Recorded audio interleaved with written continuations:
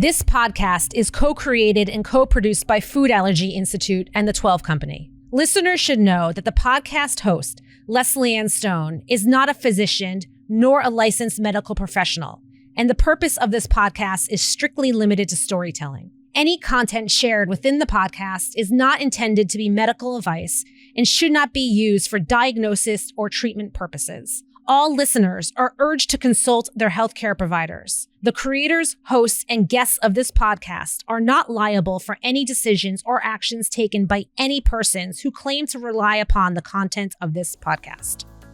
I never expected that I could overcome my allergy. A lot less anxiety, a lot less fear when I go out to eat. It's such a crazy idea to eat all this food and overcome an allergy that you've had your whole life. But I think that the freedom and the end result and the less worry is all worth it in the end.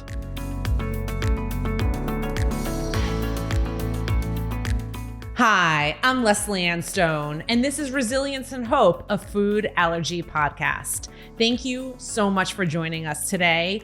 We have a very, very special episode for you. We are on location. We are at the home of Mitchell and Kim Berg. Mitchell and Kim are very dear friends of mine. Mitchell graduated the Food Allergy Institute's Tolerance Induction Program. He was severely allergic to shellfish.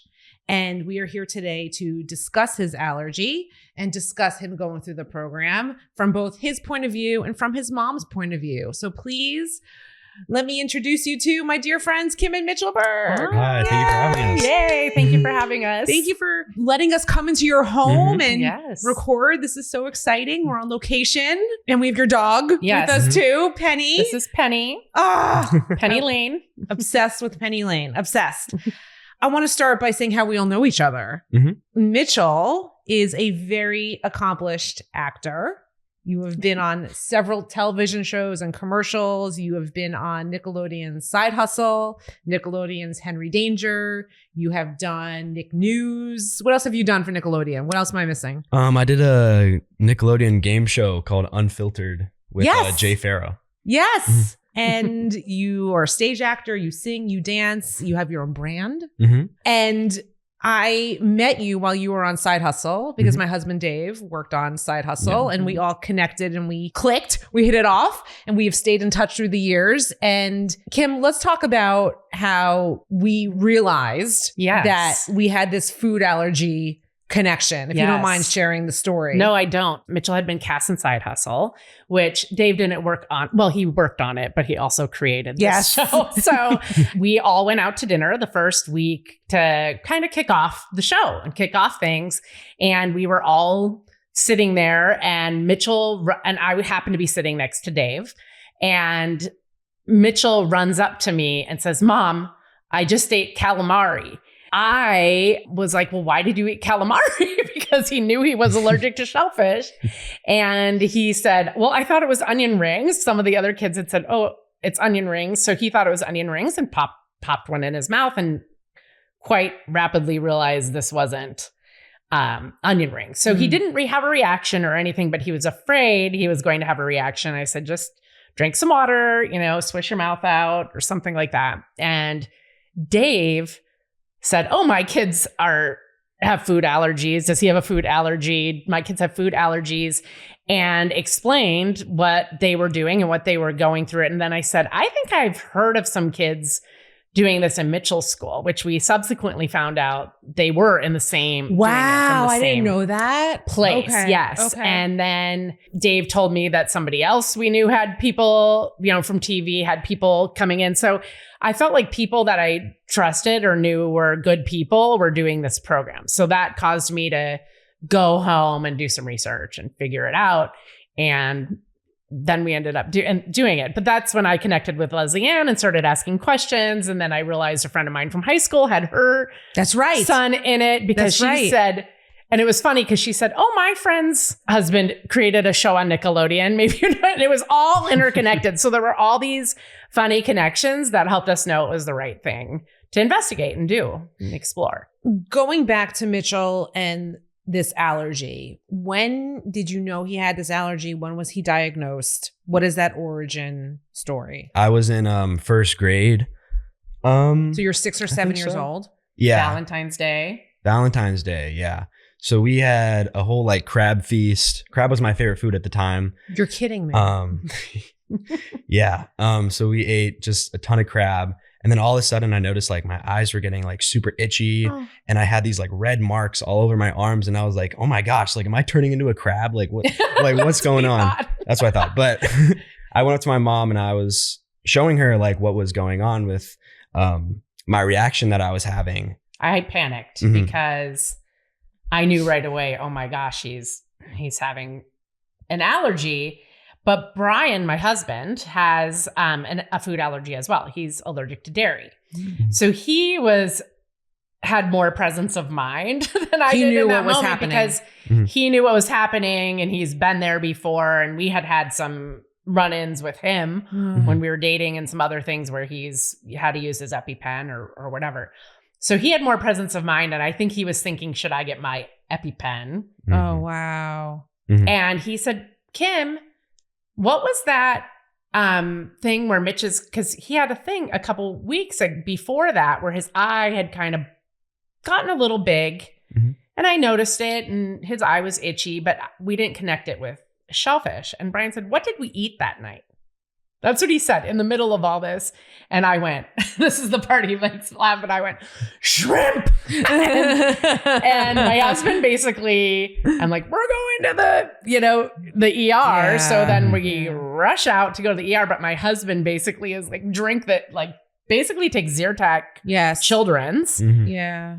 And had Mitch, drink some. And then we went. Well, that actually, by the time we got to the ER, he didn't need to be rushed in. They got to him relatively fast, but he was stopping. Like the reaction was slowing down. And they did whatever breath tests they do or something when you're there. So he didn't have to be treated right away, but they said, please, this is definitely an allergy to shellfish based on your observations.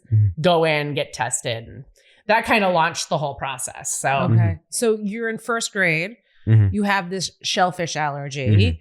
And then you have this. So what did that look like for the next couple of years for you? At the time, I also really liked sushi a lot. So whenever we would go out to sushi, like I couldn't eat the normal rolls that I wanted to eat. And I'd have to be just very cautious around any kind of shellfish whatsoever. I think the next year, for a science lab, we were dissecting a squid. Right. So that was like a big concern. Yeah. And I had to wear like gloves and all this like. I had to be there. I had to come in for the lab. I can't believe you still did it. Oh yeah, I would have been there. But I was very hands off. I was more like observing with like a notepad. I wasn't very in on like the hands-on experience, so I kind of missed out on that. To the school for reaching out and saying, would anybody? They weren't even really asking about shellfish allergies. They were just kind of making sure everybody was okay with it. And I said, because squid isn't shellfish, but there's things with when things eat something. Yes. I don't know if that's for the other allergies too, but like scallops and things like that he had to eat along the way. There's like when things eat something, then you have to be careful with those things too. And like that was an issue. And there is some kind of big spear in a squid that we didn't know about that if he had gotten... If I got pricked by it. I thought you were saying like you discovered it in the dissection. We did. No. Okay. We did. I mean, I didn't personally discover it, but it was part of the whole process. And they were like, be careful. I'm like, you're not doing that part. So there was just a lot of things. Like tell her about the time when we had Chinese food. Well, yeah. There's like, it's easier to avoid shellfish compared to other allergies. But sometimes it's like in things that you wouldn't expect it to be in, because normally we'd get like cream cheese. What are they called? Rangoons? Yeah, or wontons. Cream cheese wontons. I would get them from other places, just cream cheese. This one place had crab in it, and I ate it, and I quickly realized that there's crab in it. So I like ran over to the sink and like started rinsing my mouth out with like the water and stuff. And I mean, it was just like this constant fear since then that like I would accidentally consume it. What were you thinking at those times? When, like, did you just panic or? Yeah, it's just panic. Like I was just so scared that I was going to have like another reaction. That was part of the thing. You were old enough to know through those years how dangerous this was, as opposed to Sam. My son was a toddler, so he just didn't understand. Yeah, it's much different when you're older and you're able to realize the severity of it when you're older. Yeah, and it's true because you said to me, Kim, that if you have a nut allergy or a dairy allergy, those are things that kids are eating regularly at school, right? Or they might be exposed to because it's in somebody else's lunchbox. So they had the peanut table. And they had, the non-peanut table is what I should say. What else? Like they had an allergy table at school where they couldn't trade food. You're not supposed to anyway, but where they watch them more carefully. With Mitchell, it's things, there's a lot of relief in the fact that your kid doesn't have such an omnipresent school lunch allergy, right? But there's also this, it's not, people aren't really aware of the shellfish allergy. So it's also not something people think about. So you entered the program when you were 11, 12? Yeah. Okay. Somewhere around there, yeah. Somewhere around there, 11, 12. And what was it like? With your just so I understand fully, to make everyone understand, you were very, very allergic to shellfish, but you also had a sensitivity to nuts and sesame. Right? Yeah. Which I didn't know about before until you started the whitefish. Whitefish as well. Okay. So tell me about it. So you find out all this information through testing in the program, and then you start the program. What was that process like? What was your treatment like? To start, the whole like idea of the program was just kind of crazy to me. Like I've never heard of something like this before where you could overcome your food allergy by eating the same foods that you've feared and tried to avoid your whole life because of that allergy. But the doctors and everyone that I met with, other patients, they all seemed very comfortable with the program.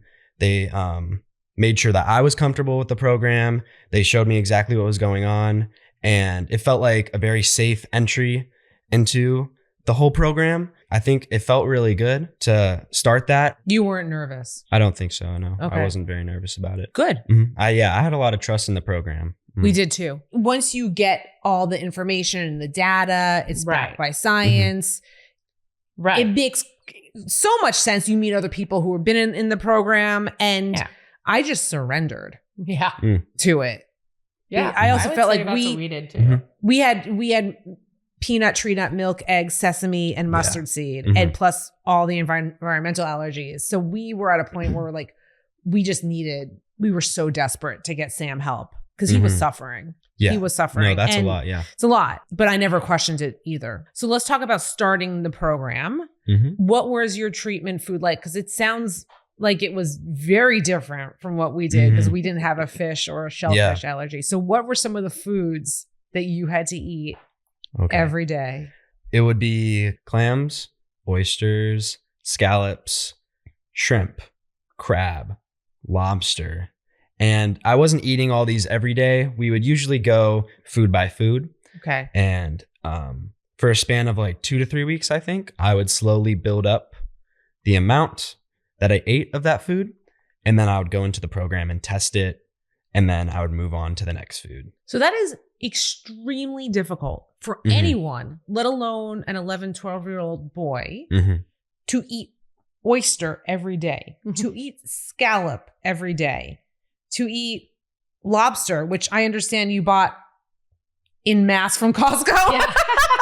In bulk from Costco. Like, that's very difficult to do. What did you do to get it down the hatch every day? Remember I tried to introduce you to like clam chowder and you're like, I just want to get it in.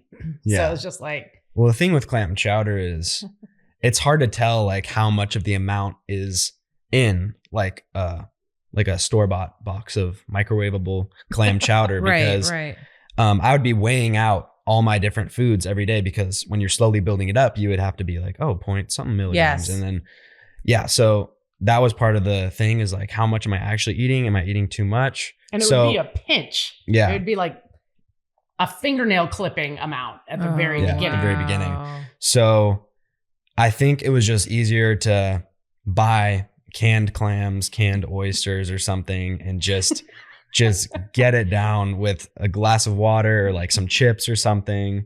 And salty chips was a big one now and bread.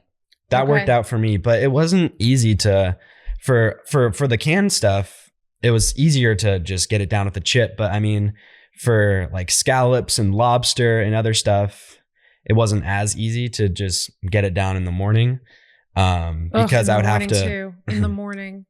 Yeah. Yeah. It's also hard because to prep all this food, all this shellfish, you'd have to set your alarm for 30 minutes earlier to get up, get out a scallop, season it, maybe put it in a pan, and then just eat it. Scallop. Oh, every morning. My gosh.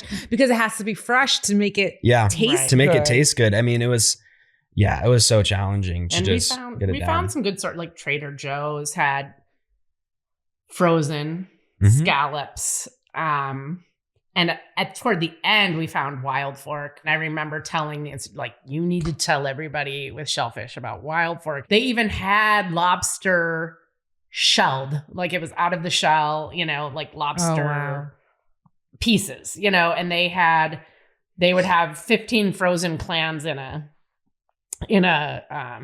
like on a little frozen tray, like almost like you would get ground beef or ground turkey at the store wrapped with like the plastic. Right. It's like that, but with 15 clams in a shell or mussels. And I just remember thinking, oh my gosh, if Mitchell could have had this kind of a clam that I could have bought in a chunk of 15 without going to a special counter, or whatever, he might have enjoyed the process a little bit more. Because when I found that pre-shelled lobster at the end, I just happened to go there for something, and then I was like, this place would have been the jackpot. And it happened to go in about 2 miles from us. So then that's when I thought, okay, like it becomes more doable. A lot of times too, you get these large packs of seafood, and he needs, a scallop or something. Yes. At the end. In the beginning, you need one sliver of one scallop. Oh my gosh. Oh my gosh. So it's a big expense, and you're buying a lot and preparing. You're just, watching that. So it's a commitment in that regard, but kind of once you get into it and you find your products, I think it's done. Like I would prepare the big batch of lobster from Costco that I had bought, five lobster tail, and then chunk it out. We'd measure it, and then we'd put it in Ziplocs, and then we'd label it by the day, and then he'd just go get it out of the freezer. And because at one point you're having lobster, maintenance shrimp, maintenance something else. Oh my gosh. And so you're doing, your old ones and that. And so he would go get it out, fry it up with butter or whatever, and he'd just eat it with his eggs or something and then move on. But those were all pre-chunked in the freezer. So if you went to my freezer, there was just a big Ziploc with a bunch of little Ziplocs with dates on them. Yeah. Yeah. And at the same time, you were treating them very, very mild sensitivity to nuts. Yes. So you're eating nuts at the same time. Yes. You're dosing that too. And at the same time, you were working full time on a television show, and you had guest stars on other shows. How'd you do it? You were a kid. How'd you do it? I think it was all about just like finding a balance and routine. Planning it all out. I had these little like to-go containers where I'd put all my nuts throughout the week, and I'd label them Monday, Tuesday, Wednesday, Thursday, Friday, do it on the weekends, just prep everything. And I would just look in the fridge, be like, oh, here's my Monday nuts. Here's my Monday scallop I have to eat in the morning. Just cook everything up and eat it and just go off to work. And that's kind of how it worked for me. But you're a very organized person. In very general, responsible. And so am I. And so it just kind of, we had these things pre-packed, and you would be going to school on set and eating. That's right. You were working full time. You were going to school remotely. You were a guest star on another show. Plus you were a kid. I mean, that is a lot. And then in the program, that's a lot.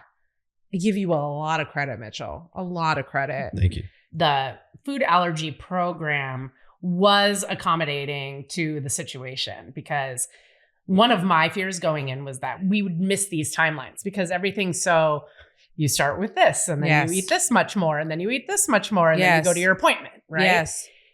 And there were things that they did to accommodate that, to make Mitchell's plan. Okay. And then you're going to eat that for 2 more weeks, and that, before you come in. Yes. And so we would always try to make the appointments when he would have a hiatus from the show. So even for really busy kids who have really busy schedules, we were able to make that work, and they were able to accommodate that. Mm-hmm. So my advice to somebody who might be out there thinking about it would be just ask, tell them your situation and be really honest about it. And then ask what can be done and if it can be managed. Because my guess is it can, because it's all science, and people like Mitch have gone before, and the program has come a long way even since Mitch was in it. How long does it take you to complete the program in total? Probably 2 years. a couple years. 2 years. Mhm. Okay.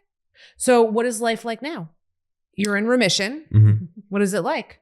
It's way different. I never expected that I could overcome my allergy. Lot less anxiety, a lot less fear when I go out to eat. It's been great. And how about for you, Kim?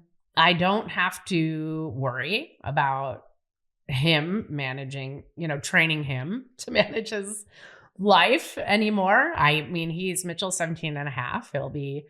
He's a junior in high school, so he'll be going to college. And I know that it's kind of up to him now, like him making sure that his maintenance happens. I mean, he's in a situation where I think you have to eat like once or twice a month, like a dish with shellfish in it, right? Aren't you there? Mm-hmm. And so And so you got to order it at the restaurant, or but you got to make that happen. That's why I really wanted to involve him in the work of it from the beginning, because I wanted him to feel that work that he did, so that he would value what happened where he is on this other side. Incredible. And maintain it. I think with teenagers, that's something that's really important. Because for me, removing that work, then what does he know about how he got this magical solution, right? And to me, it was really important to involve him. That's so smart. Yeah. That's so insightful.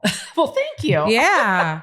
No, it's really smart and insightful. And you like to cook. You had a TikTok cooking show. I mean, you like to cook. Yeah. Let him cook. Was that part of it? Was this process made you more interested in cooking, or you just always had Sam likes to cook? That's what I'm asking. Yeah. I'm trying to connect the dots here. Is there something to connect here? Did you always like to cook? I think I always kind of had like a passion for cooking and experimenting with experimenting and making new dishes. I did like a cooking camp one year that was kind of Top Chef themed, and they got to do the plating. Yeah. They got to bring us in the last day and it was very much like Top Chef. Mm-hmm. You'd get points. Mitch, they learned knife skills. Mitch knows how to chop an onion like nobody's business. All right. I like that. And how to handle raw meat and all of those things. It was great. Mm-hmm. So. Ooh, I like this. That's always put kids in lots of camps. Yeah. Yeah. Yeah. Yeah. You never know what will. It's true. You don't. You don't. But yeah, I don't know. I always thought he'd be a TV chef one day. Well, he's a chef and he's on TV, but we have yet to put the. It could happen. It could happen. We started it here. So, Mitchell, what is your advice to other preteens and teens in the program? Because I do know some few who are struggling with the commitment and the responsibility of it. What's your advice to them? Finding a balance, staying disciplined. It's such a crazy idea to eat all this food and overcome an allergy that you've had your whole life. But I think that the freedom and the end result and the less worry is all worth it in the end. So I would say to just stick with it and keep going. I think for people too who have had an allergy and they begin this when they're older, they've learned to live with it. Sometimes I can live with it, is in the back of teenagers' heads or even their parents' heads. My husband has a dairy allergy. He's definitely learned to live with it. And, he turned 50 this year. He's had this his whole life. So he knows how to live with a dairy allergy. And sometimes I think it can be in your head, I don't really need that. I can do it. I can manage. But there's just a big news story about a kid who suddenly passed and things like that happen. And it's completely out of your, you do even advocate for yourself. And sometimes things are completely out of your control. And one thing that's in your control is to make yourself have food freedom. And so I think just keeping it up and doing it is really worth it. But again, the teen has to value it. And so involve your teens' parents, involve those teens. Yeah. But also I think just know teens that you can do it and it's worth it on the other side. It's interesting. I always say the program is like a marathon. Yeah. It's not a race. That's true. So you have to just stick with it and see the light at the end of the tunnel. And what you're saying is just validating. Have you run a marathon? Have you ever done it? I have run a marathon. Yeah, me too. And Yeah. it's that training Yeah. that you have It's just a little bit and suddenly, you do a little bit every day and one day you're running 0 miles. Suddenly you're running a 5K and then you're running a 10K. and then a half. And then a half. But you have to want to do it. You have to want to do it. You have to and want you it. have to train your mind.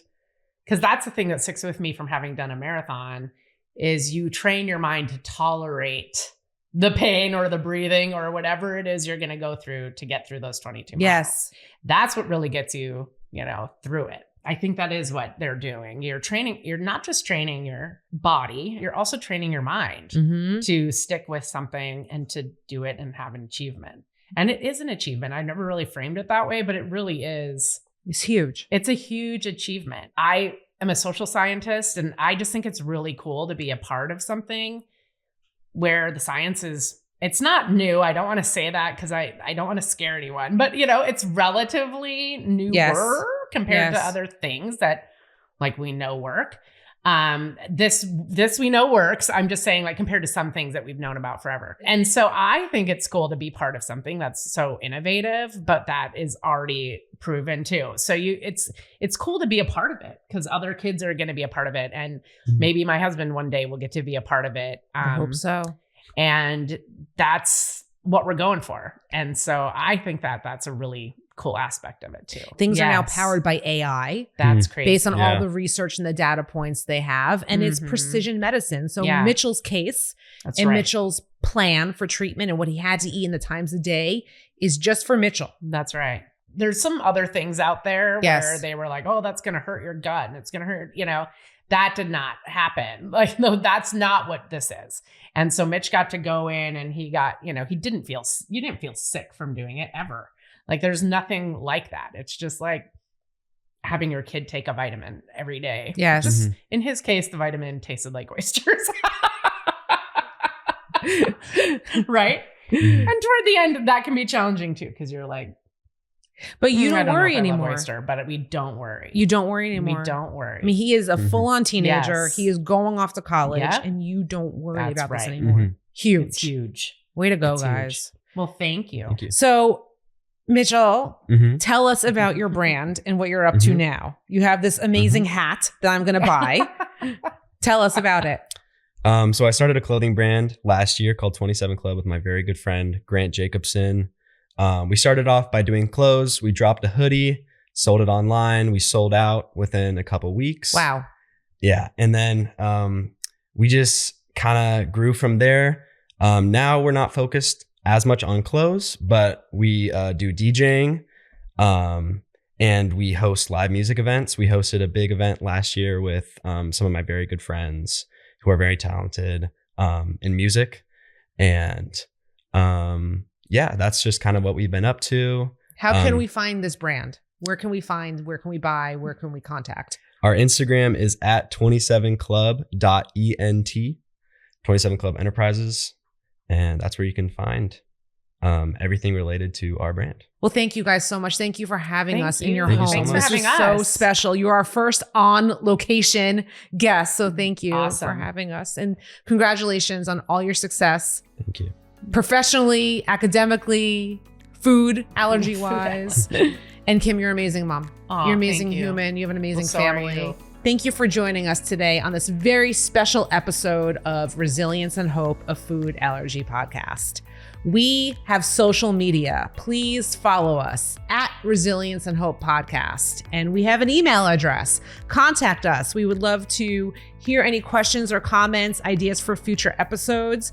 You can contact us at resilienceandhopepodcast@gmail.com. And hey, if you can, wherever you listen to your podcast, Apple, Spotify, give us 5 stars. Giving us 5 stars will help other people find us and listen to us. Other people out there who are dealing with food allergies, food allergy parents who want to learn more about the Food Allergy Institute, the Tolerance Induction Program, or just people who want to listen to stories about parenting and families, or people who want to hear about Mitchell Berg and all the cool things that he's up to. Give us 5 stars. In 2 weeks, we have our season 1 finale with Dr. Interpol Randhawa, the founder and CEO of the Food Allergy Institute, something you are not going to want to miss. He's going to answer questions. He's going to tell us about the origin of the Tolerance Induction Program and tell us about the future of the Food Allergy Institute. I am so excited for it. So please watch out for that episode. And until next time, I'm Lesley-Anne Stone. Resilience and Hope Podcast, made possible thanks to the support of Food Allergy Institute.